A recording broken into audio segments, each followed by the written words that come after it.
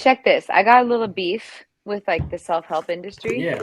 One, because it's an industry I like that beef. preys on Ribeye. weak people. I got fucking beef. Ugh, I got a T-bone.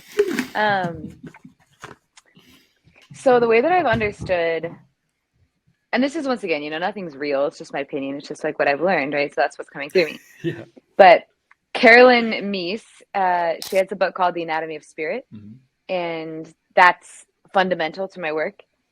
And I could go on and on about the book, but the throat chakra to her is where the personal will is surrendered to the divine will. And I think about like the throat being the bridge between, from here down, it's all my body, it's all me. And from the mind is where things start to like move out. Like, is this my thought? Is this, we're getting a lot of other information floating around. Yeah. And so it's like where the personal surrenders to the more than the self, right? And we kind of mentioned that in different ways earlier. But she speaks to authority. And Bill Plotkin kind of talks about this in his Soulcraft work, of the uninitiated adult versus the initiated adult is, how do I say this?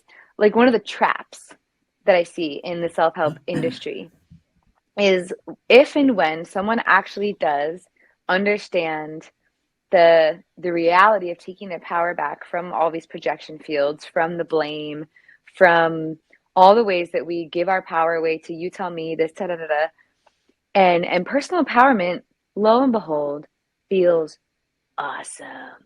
It feels so good and it's amazing, and it's oftentimes confused as the end of the road. Now that you are empowered, there's nothing left to do.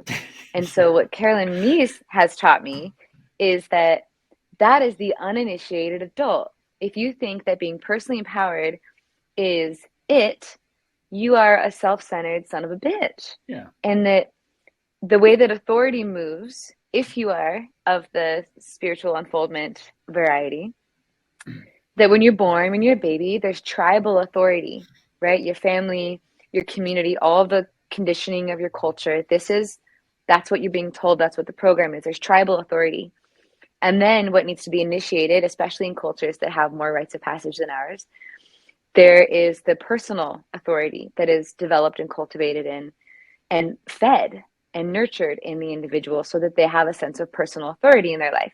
And this is where I see our culture is like, there's this illusion of personal authority that's actually like tribal authority, and they think that they're in their power, but they're still giving their power away and like, oh, what are they doing? Or what are they thinking? Oh, I think that too. And like it's kind of muddy. Yeah. It's like, but then ideally it graduates to the third stage, which is divine authority.